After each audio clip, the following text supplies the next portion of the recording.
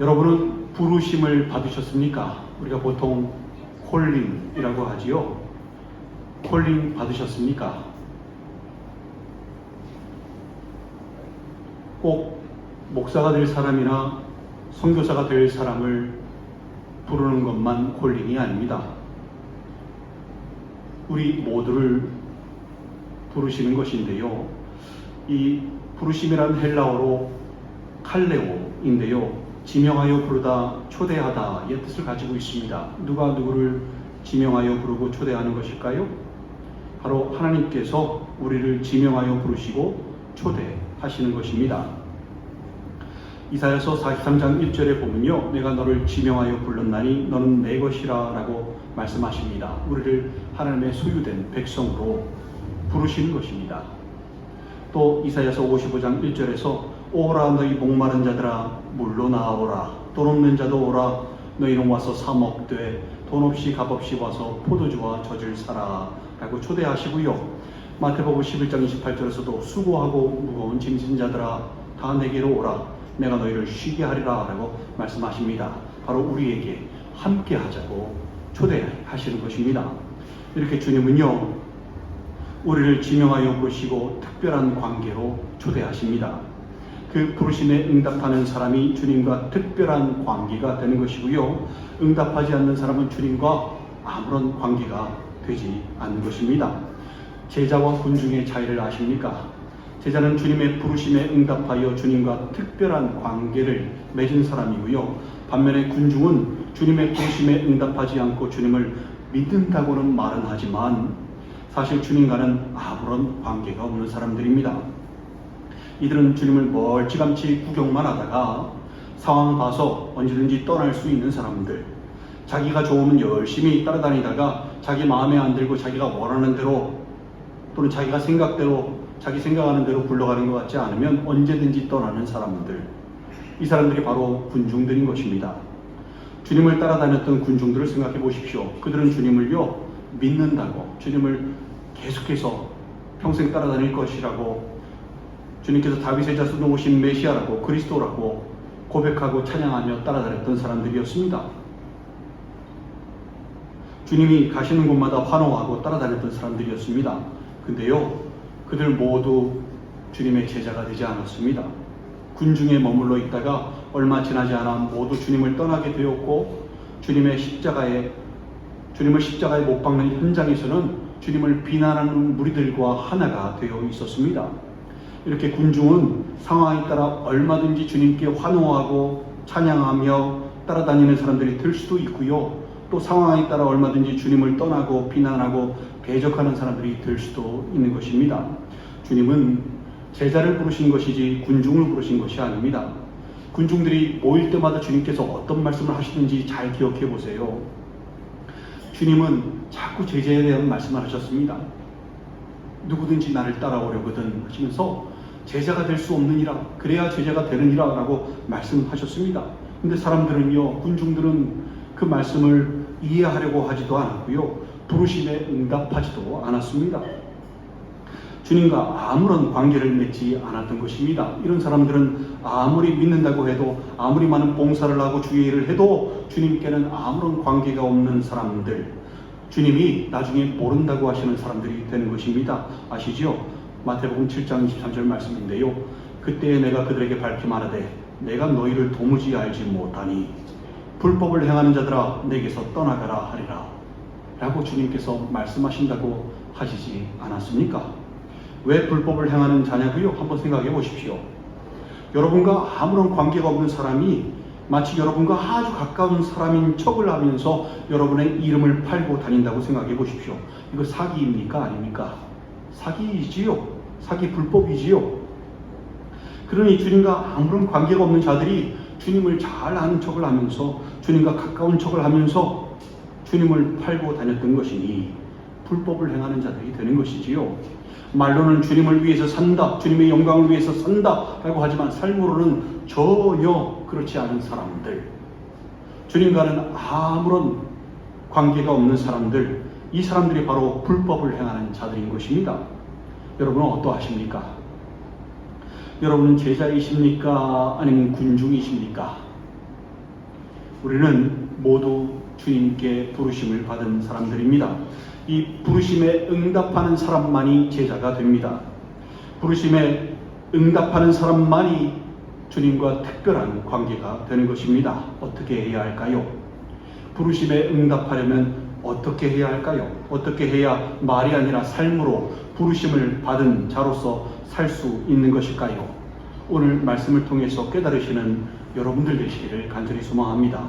오늘 우리에게 주시는 말씀은 부르심에 대한 응답입니다. 먼저 주님의 부르심에 응답하려면 어떻게 해야 할까요? 답은 간단합니다. 부르심이 특별한 관계로의 초대라고 하였지요. 어떤 특별한 관계일까요? 바로 함께하는 관계, 식구 같은 관계입니다. 식구란 같은 집에서 살며 함께 식사를 하는 사람을 말하지 않습니까? 주님께서 원하시는 게요, 뭐냐 하면 우리와 함께 사는 것, 또 함께하며 같이 먹는 것, 함께 사는 것입니다. 요한계시록 3장 20절에서 뭐라고 말씀하시는지 들어보십시오. 아시는 말씀입니다. 볼지어다 내가 문 밖에 서서 두드리노니 누구든지 내 음성을 듣고 문을 열면 내가 그에게로 들어가 그와 더불어 먹고 그는 나와 더불어 먹으리라 라고 말씀하지 않습니까? 이렇게 함께하는 관계, 함께 사는 관계, 함께 먹는 관계, 식구의 관계가 되기를 원하시는 것입니다.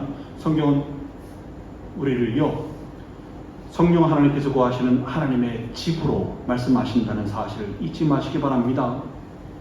우리의 심령이 성령께서 구하시는 하나님과 식구인 하나님의 집인 것입니다.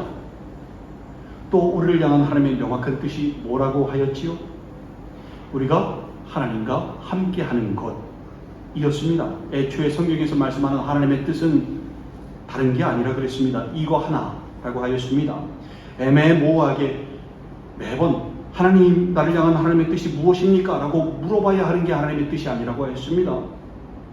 애초부터 하나님의 뜻이 명확하게 우리가 하나님과 함께하는 것, 이거 하나라고 하였습니다.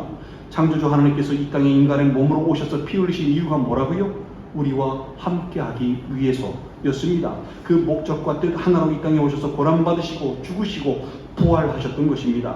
다른 목적과 뜻이 아니라 애초부터 그 목적과 뜻이었던 것이고요. 지금도 똑같은 목적과 뜻인 것입니다. 이 하나님의 뜻대로 사는 것이 우리가 가장 잘되고 복되는 길이고요.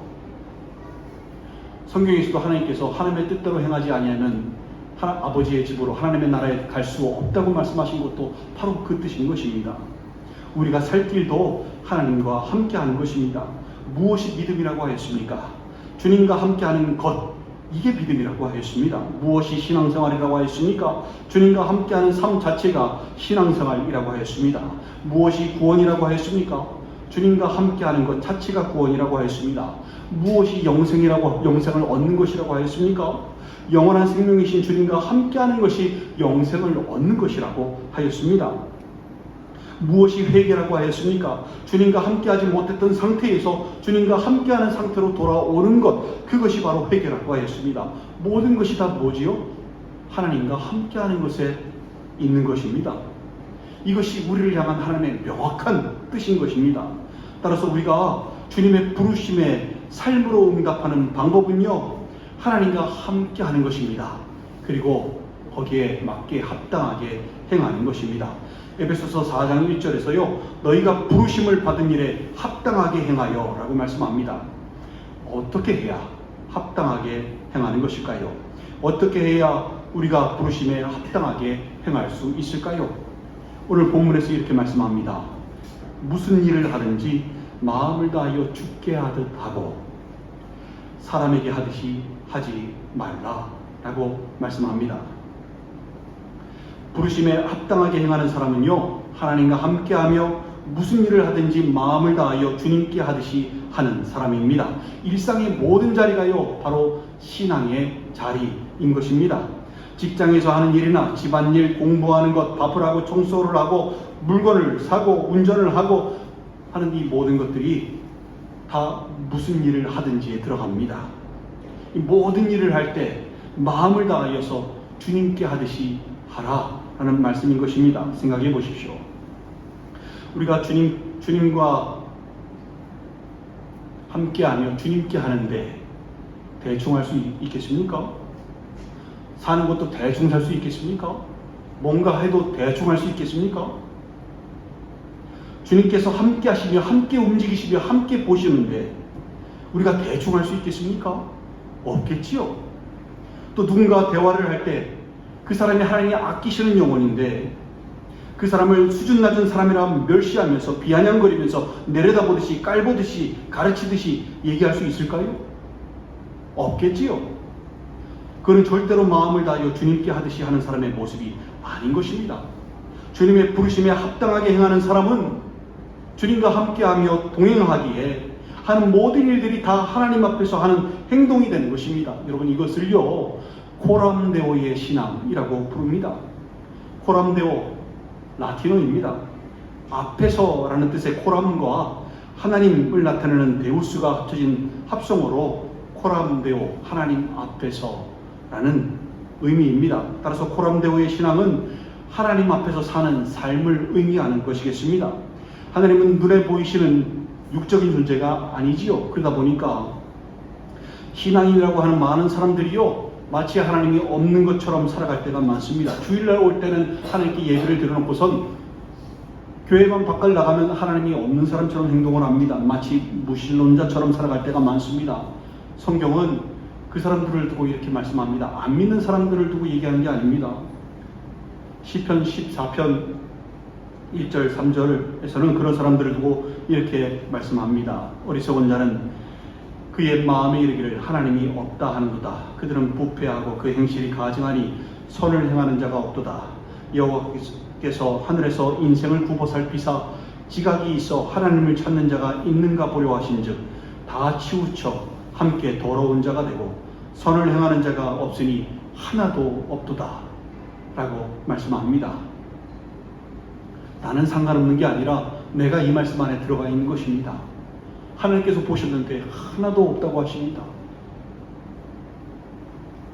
하나님이 없는 것처럼 사는 사람들 어리석은 자들인 것입니다. 하나님께서 보십니다. 굽어 살피십니다. 보는 인생이 있고 안 보는 인생인 게 아니라 모든 인생을 살피십니다. 시편 33편 13절 14절에서 여호와께서 하늘에서 굽어보사 모든 인생을 살피시며 곧 그가 거하시는 곳에서 세상의 모든 거민들을 굽어 살피시는도다 라고 말씀합니다. 그 모든 사람들을 다 살펴보시는데 사람이 많다고 대충 보시는 것이 아닙니다. 히브리서 4장 13절에 보면요 지으신 것이 하나도 그 앞에 나타나지 않음이 없고 우리의 결산을 받으실 이의 눈앞에 만물이 벌거벗은 것 같이 드러나느니라 라고 말씀합니다. 주님 앞에 그 어떤 것도 감출 수 있는 것이 없고 다 벌거벗은 것 같이 드러난다고 말씀합니다. 우리 삶이 적나라하게 다 노출되는 것입니다. 마태복음 10장 30절에서는 너희에게는 머리털까지 다 세신 바 되었나니 라고 주님께서 말씀하십니다. 시편 139편 2절 4절에서 시편 기자는 주께서 내가 앉고 일어섬을 아시고 멀리서도 나의 생각을 밝게 하시오며 나의 모든 길과 내가 눕는 것을 살펴보셨으므로 나의 모든 행위를 익히 하시오니 여호와여 내 혀의 말을 알지 못하시는 것이 하나도 없으시니이다 라고 말씀합니다. 그리고 7절 8절에서는 내가 주의 영을 떠나 어디로 가며 주의 앞에서 어디로 피하리이까 내가 하늘에 올라갈지라도 거기 계시며 스월에 내 자리를 펼지라도 거기 계시니이다 라고 고백합니다.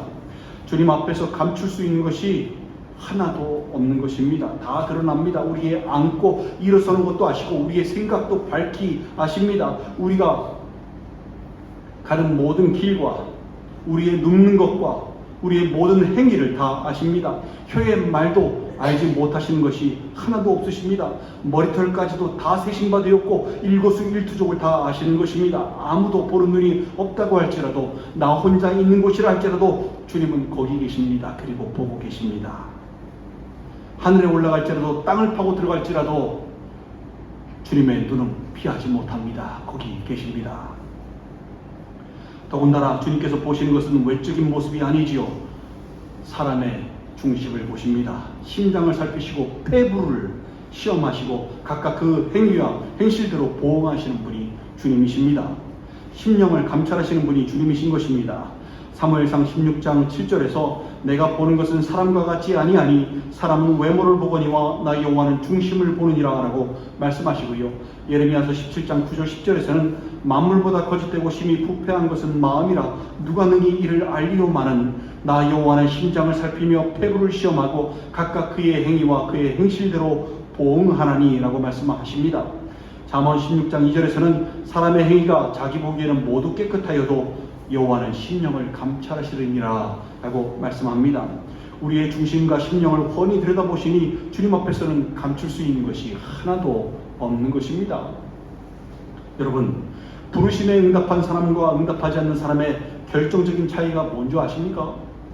바로 하나님 앞에서 사느냐 안 사느냐의 차이인 것입니다. 신앙인은 하나님과 함께하며 하나님 앞에서 사는 사람입니다. 주변에 보는 사람이 아무도 없다고 하여도 하나님께서는 자신을 보신다는 것을 알고 하나님 앞에서 사는 사람이 신앙인인 것입니다. 주님 앞에서 사는 인생, 이것이 바로 코람데오의 신앙으로 사는 인생, 부르심에 합당하게 행하는 인생인 것입니다. 여러분, 왜 믿는다고 하는 사람들이 사람들 보는 곳에서는 신앙생활을 하는 것처럼 보이지만 아무도 안 보이는 곳에서는 교회 밖만 나가면 무신론자처럼 사는지 아십니까? 바로 이 코람데오의 신앙이 없기 때문입니다.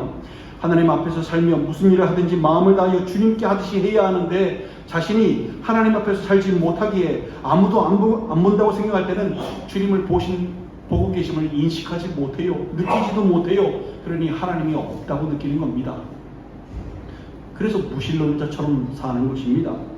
또 왜 믿음의 사람들이 신앙생활을 하면서 누가 알아봐 주지 않으면 쉽게 의욕을 잃고 낙심을 하며 사람한테 보이려고 일을 하고 유혹이 오면 오는 대로 힘없이 넘어지고 믿음을 지켜야 하는 현장에서는 믿음을 지키지 못하는지 아십니까? 바로 이 코람데오의 신앙이 없기 때문입니다. 하나님 앞에서 살지 않으니 사람 앞에서 살고 문제들 앞에서 살고 유혹거리들 앞에서 사니 그러니 당연히 낙심하고 유혹 앞에 넘어지고 자빠지고 방황하는 것이지요. 우리 믿음의 선진들은 다 이 코람데오의 신앙을 가지고 있던 사람들이었음을 여러분 깨달으셔야 합니다. 요셉 보십시오. 보디발의 아내가 아무도 보는 이가 없으니 우리 동침하자 라고 했거든요.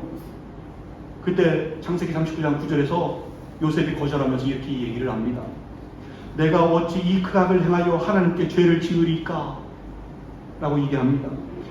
보디발의 아내는 아무도 보는 이가 없다고 하였으나 요셉은 하나님께서 보고 계심을 느끼고 알았던 것입니다.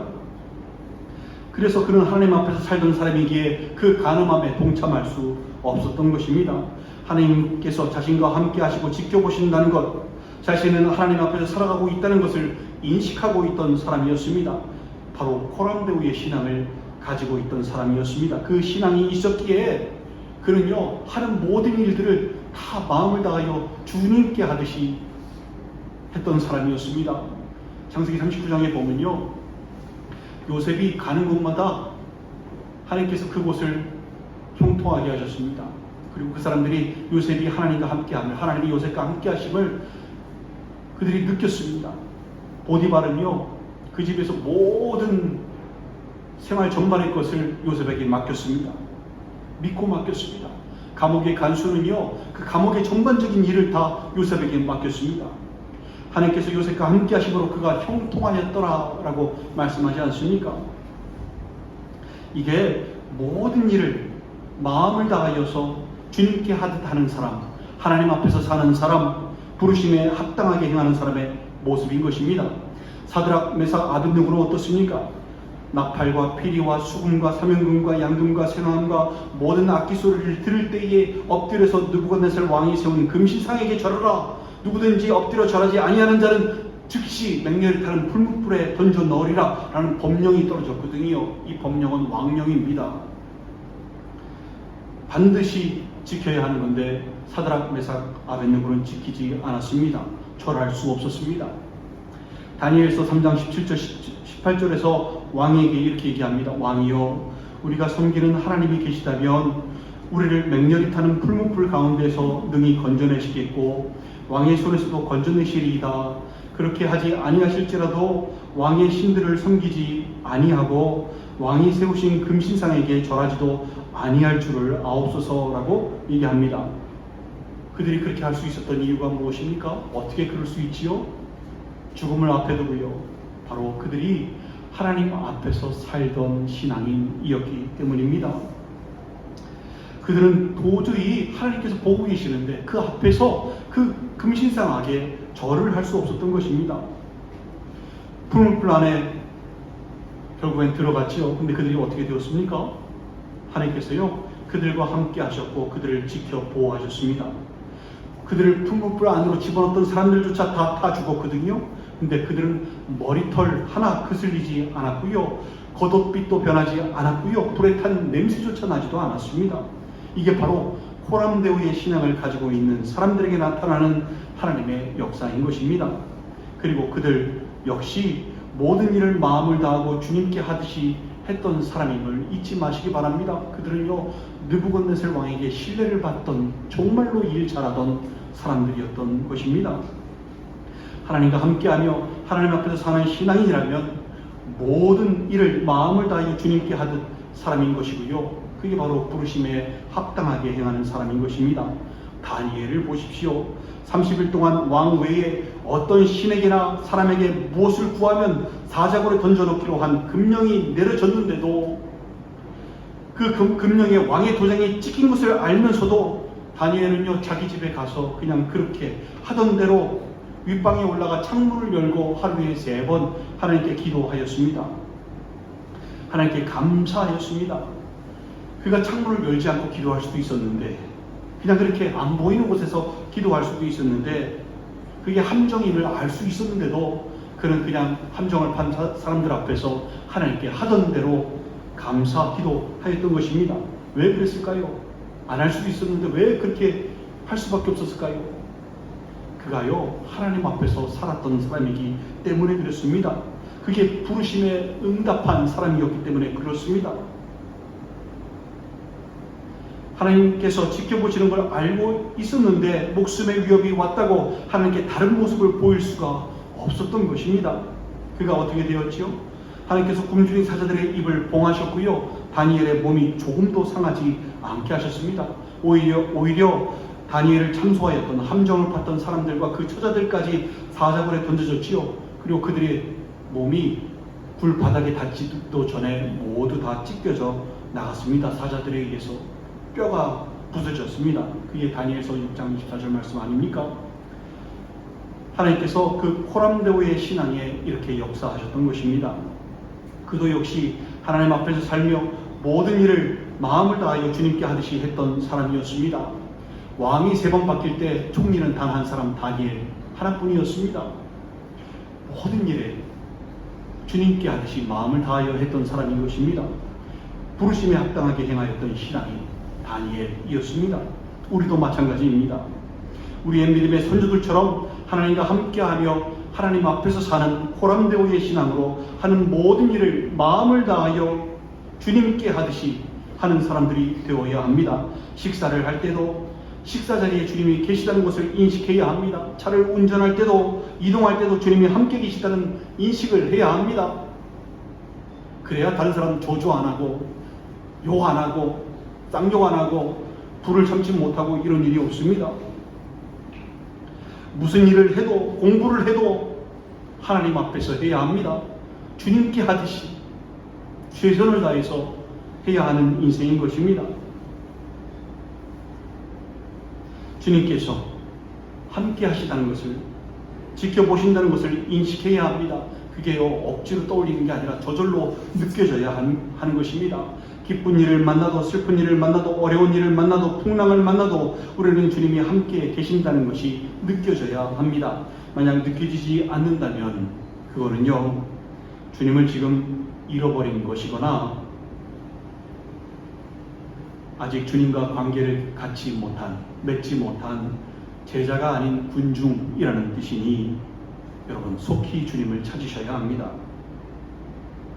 고린도후서 13장 5절에서 너희는 믿음 안에 있는가 너희 자신을 시험하고 너희 자신을 확증하라. 예수 그리스도께서 너희 안에 계신 줄을 너희가 스스로 알지 못하느냐? 그렇지 않으면 너희는 버림을 받은 자니라 라고 말씀합니다. 우리는 스스로 확인해 봐야 합니다. 우리 안에 주님이 계신지, 우리의 언어 속에 주님이 계신지, 우리 삶의 우선순위 속에 주님이 계신지, 우리의 가치 판단 기준 속에 주님이 계신지, 우리가 걸어가는 삶의 자옥마다 주님이 계신지, 우리가 힘들어하는 그 삶의 현장에 주님께서 함께 하시며 우리를 지켜주고 계신지, 우리가 기뻐하는 그 기쁨 한가운데 주님이 계신지, 우리가 주님과 함께 동행하고 있는지, 우리는 진지하게 우리 자신을 돌이켜보며 확증해야 하는 것입니다. 계속해서 세상에 정신이 팔린 채로 주님을 잃은 채로 살면 주님과는 아무런 관계가 없는 그냥 제자가 아닌 상황에 따라 자기 마음에 따라 얼마든지 주님을 떠나고 주님을 비난하고 욕할 수 있는 군중들밖에 되지 않는 것입니다.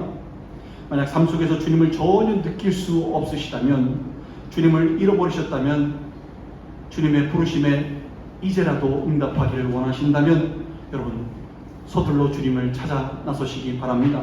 예레미야서 29장 13절에서 너희가 온 마음으로 나를 구하면 나를 찾을 것이요 나를 만나리라 라고 말씀하십니다. 사도행전 17장 27절에서도 이는 사람으로 혹 하나님을 더듬어 찾아 발견하게 하려 하시미로되 그는 우리 각 사람에게서 멀리 계시지 아니하도다 라고 말씀합니다. 주님은 멀리 계시지 않습니다. 그리고 바로 여러분의 마음의 문 앞에 계십니다. 그리고 여러분의 마음의 문을 두드리고 계십니다. 함께 하자고, 같이 밥 먹자고, 식구하자고 부르십니다.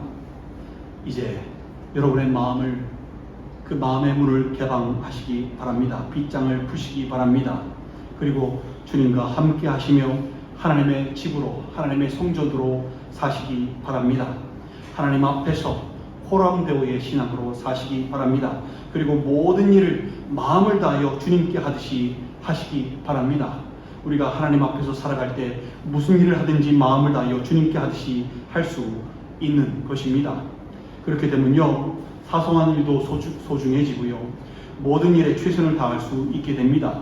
주님께 하듯이 하는데 어떻게 최선을 다하지 않을 수 있겠습니까? 어떻게 대충 할 수 있겠습니까? 우리 일상이 예배장, 즉 삶의 예배가 하나님께 드려지는 것입니다. 어떠한 직업이든 학생이든 주부이든 선생이든 마음을 다하여 주님께 하듯이 할 때 그 모든 일이 하나님께 드려지는 삶의 예배가 되는 것입니다. 주님은 우리를 위하여 생명을 전심으로 내어주셨습니다. 온 마음으로 내어주셨습니다. 그 사랑을 받은 우리가 주어진 자리에서 온 마음으로 전심으로 마음을 다해 사는 것은 마땅한 그 부르심에 대한 응답인 것입니다. 억지로 노력해서 하는 것이 아니라 저절로 그렇게 될 수밖에 없습니다. 그렇게 저절로 되는 신앙으로 무슨 일을 하든지 주님께 하듯이 마음을 다하여 하시기 바랍니다. 매일매일 맡겨진 자리에서 마음을 다하여 주님께 하듯이 하시기 바랍니다. 그것이 하나님 앞에서 사는 사람들, 부르심에 대한 응답임을 잊지 마시기 바랍니다. 여러분, 하나님 앞에서 호람대오의 신앙으로 살고 모든 일을 마음을 다하여 주님께 하듯이 하고, 혹시 이렇게 해야 하는 것이 답답하고 힘들게 느껴지십니까? 하나님께 감시당하는 것 같아서 답답하십니까? 사소한 일까지도 마음을 다하여 주님께 하듯이 하는 게 힘들게 느끼십니까? 아닙니다. 여러분, 오해하지 마시기 바랍니다. 어린아이가 부모 앞에서 뭘 먹고 마시고 놀고 자고 하지만 아기가 부모 앞에서 답답함을 느껴 합니까? 부모가 자기를 감시한다고 느끼면서 숨막혀 합니까? 아니죠. 오히려 기뻐하지 않습니까? 행복을 느끼지 않습니까? 평안함을 느끼지 않습니까? 주변에 엄마 아빠가 없다면, 엄마가 없다면 어떻게 하면 애들은 극도로 불안함을 느끼지 않습니까? 즉시 찾아서 나서지 않습니까? 엄마 이름을 부르고 이방저방 돌아다니지 않습니까? 여러분, 신앙인도 마찬가지입니다. 하나님 모르게 죄를 지으려고 하니까 답답한 거지요. 나를 감시하십니까? 그런 생각이 생기는 거죠. 나쁜 짓 하려고 그러니까. 하나님 없이 살려고 하니까. 여러분, 그 안에는 평안은 없습니다. 범죄만 있을 뿐입니다. 어린 아기가 부모 앞에서 행할 때 그렇게 기쁘고 평안함을 느끼고 행복을 느끼듯이 하나님 앞에서 사는 삶이요, 하나님께 감시를 받는 삶이 아니라 하나님의 돌보심을 받는 삶임을 깨달으셔야 합니다. 하나님께서 우리를 돌보시는데 뭐가 문제이고 뭐가 어렵고 뭐가 불편하겠습니까? 얼마나 즐겁고 감사합니까? 충만한 기쁨과 영원한 즐거움이 있지 않습니까? 그 어느 누가 우리를 함부로 할 수 있겠습니까? 그 누가 우리를 해코지할 수 있겠습니까? 로마서 8장 31절 39절에서 이렇게 말씀합니다. 그런즉 이 일에 대하여 우리가 무슨 말하리요? 만일 하나님이 우리를 위하시면 누가 우리를 대적하리요? 자기 아들을 아끼지 아니하시고 우리 모든 사람을 위하여 내주시니가 어찌 그 아들과 함께 모든 것을 우리에게 주시지 아니하겠느냐? 누가 능히 하나님께서 택하신 자를 고발하리요? 의롭다 하신 이는 하나님이시니 누가 정죄하리요? 죽으실 뿐 아니라 다시 살아나신 이는 그리스도 예수시니 그는 하나님 우편에 계신 자요 우리를 위하여 간구하시는 자신이라. 누가 우리를 그리스도의 사랑에서 끊으리요? 환난이나 공고나 박해나 기근이나 적신이나 위험이나 칼이랴. 기록된 바 우리가 종일 주를 위하여 죽음을 당하게 되며 도살당할 양같이 여김을 받았나이다 함과 같으니라. 그러나 이 모든 일에 우리를 사랑하시는 이로 말미암아 우리가 넉넉히 이기느니라. 내가 확신하노니 사망이나 생명이나 천사들이나 권세자들이나 현재일이나 장래일이나 능력이나 높음이나 깊음이나 다른 어떤 피조물이라도 우리를 우리 주 그리스도 예수 안에 있는 하나님의 사랑에서 끊을 수 없으리라 라고 말씀합니다. 여러분, 이것이요 하나님 앞에서 살아가는 사람이 누리는 은혜와 사랑, 평안과 행복인 것입니다. 또 마찬가지로 모든 일에 마음을 다하여 주님께 하는 것도요 하기 싫은데 억지로 해야 하는 것이 아니라 저절로 그렇게 될 수밖에 없음을 깨달으셔야 합니다. 하나님과 함께하며 하나님 앞에서 사는 인생이라 작은 행동 하나도 하나님 앞에서 하는 행동이기에 힘들게 노력하는 것이 아니라 저절로 마음이 다해지고 저절로 주님께 하듯이 하게 되어 있는 것입니다. 그게 신앙인 것입니다. 사랑하는 지체 여러분, 여러분은 하나님의 부르심에 합당하게 행하고 계십니까? 말이 아니라 삶으로, 군중이 아닌 제자로 하나님과 함께 행하며 하나님 앞에서 살고 계십니까? 무슨 일을 하든지 마음을 다하여 주님께 하듯 하고 계십니까? 만일 지금까지 그렇게 살지 못하셨다면 이제 마음의 문을 열고 주님을 모셔 드리시기 바랍니다. 하나님의 집, 거룩한 성전이 되시기 바랍니다. 그리고 삶 속에서 하나님을 인지해 보시기 바랍니다. 하나님께서 함께하고 계심을, 하나님 앞에서 살고 계심을 느끼시기 바랍니다. 어린아이가 부모 앞에서 행할 때 불안함을 느끼지 않고 평안함을 느끼듯 하나님을 인지하시고 하나님 앞에서 행하시기 바랍니다. 그리고 무슨 일을 하든지 마음을 다하여 주님께 하듯이 하시는 여러분들 되시기 바랍니다. 삶의 예배로 하나님께 영광 올려드리시기 바랍니다. 세상 쾌락은 하나님과의 단절을 유도합니다. 근데 주님 주시는 평안은 주님과 더 가까이 하게 만드는 세상이 줄 수 없는 평안, 천국의 평안임을 직접 경험해 보시기 바랍니다.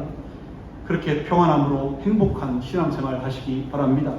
어디를 가나 무엇을 하나 주님과 함께하며 주님 앞에서 살고 모든 일을 마음을 다하여 주님께 하듯 하셔서 삶의 예배로 주님께 영광을 올려드리시고 부르시는 그날까지 주님과 동행하시며 영원토록 천국을 누리시는 여러분들 되시기를 주님의 이름으로 간절히 축원드립니다. 함께 기도하시겠습니다. 여러분은 하나님 앞에서 살고 계십니까? 그냥 일주일에 한 번 주일날 나와서 예배드리면 신앙인일까요? 아니요, 성경은 그렇게 말씀하지 않습니다. 하나님께서 하늘에서 내려다보시며 하나님을 찾는 자가 있는가 구보 살피시는데 하나도 없다고, 선을 행하는 자도 없다고, 하나님을 찾는 자가 없다고 말씀하십니다. 혹시 여러분 예배만 마치면 하나님이 없는 사람처럼 무신론자처럼 살고 계신 것은 아니십니까? 잘못됐습니다,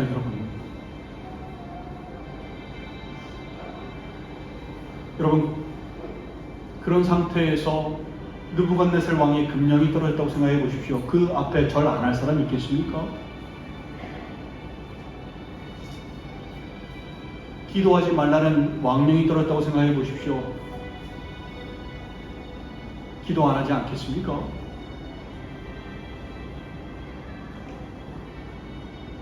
왜냐하면 하나님 앞에서 살지 않거든요. 하나님을 인지하지도 못하거든요.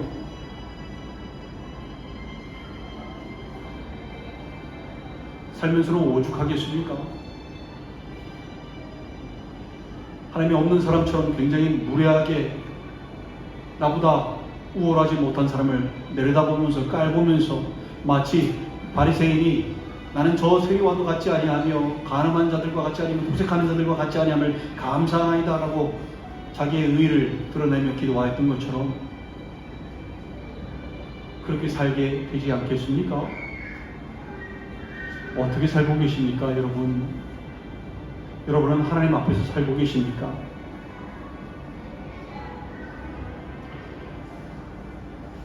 부르심에 응답하고 계십니까? 합당하게 살고 계십니까?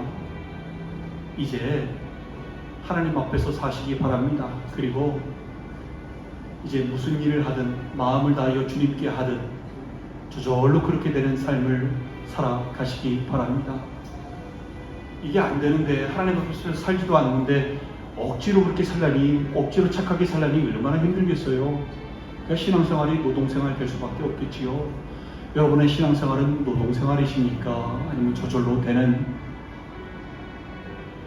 기쁨이 넘치고 즐거움이 넘치고 평안함이 넘치는 은혜가 넘치는 저절로 되는 신앙생활이십니까? 여러분, 진정한 신앙인 되시는 여러분들 되시길 소망합니다. 하나님 앞에서 사시기 바랍니다. 부르심에 대한 응답을 하시기 바랍니다. 합당하게 행하시기 바랍니다. 이 시간, 지나간 시간들을 회개하며 마치 무신론자처럼 살았던 지난날의 모습들을 회개하고 주님과 함께하며 이제부터는 하나님과 함께하는 삶, 하나님 앞에서 행하는 삶, 무슨 일을 하든 마음을 다하여 주님께 하는 삶 살게 하여 주시옵소서라고 여러분 자신을 드리며 회개하며 우리 함께 나아가도록 하겠습니다. 함께 기도하시겠습니다.